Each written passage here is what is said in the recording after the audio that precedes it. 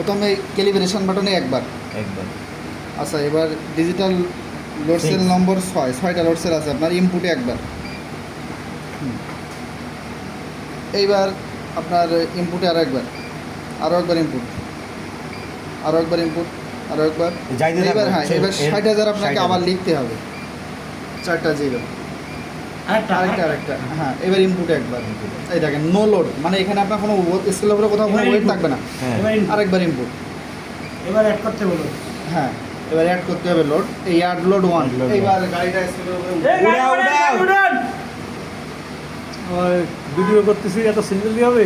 কি আমরা তো আসি তো ফোন তা লাগবে না, আপনি করেন, আপনার ফোন আছে, আমাকে ফোন আছে কি লাভ আছে দেখছেন? 27,980। হ্যাঁ, 27,980। এখান থেকে গাড়ি তারপরে বলবো কি চাপতে হবে। এই দেখবেন, এই যে এখন গাড়ি উঠতেছে।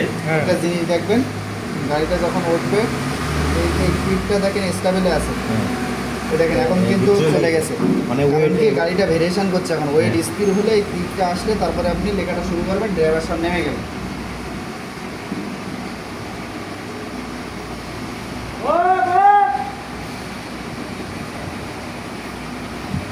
সেমই আছে, যত কয়বারে দিচ্ছি তত কয়বারে ওয়েট একই রকম আছে। নামিছে না না নামো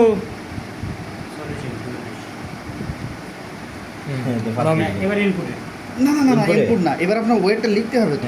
আপনি ডেড ওয়েটটা লেখেন, 27,980 লেখেন, এখান থেকে 27,980 লেখেন।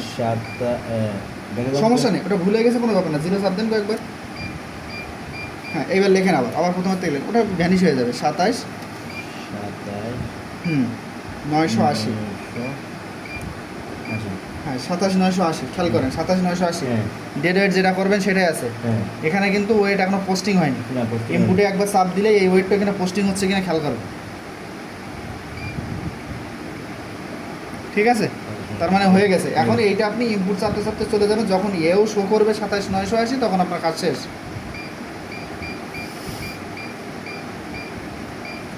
এই কাজ শেষ। এইবার এই পিছনে যে সুইচটা আছে এই দিকে আছে, ওইটা ওই দিকে আছে, এটা টেনে এই দিকে দিয়ে দেবেন। হ্যাঁ, বুঝছি। সুইচটা জাস্ট লক করে দেবেন, আর কিছুই না।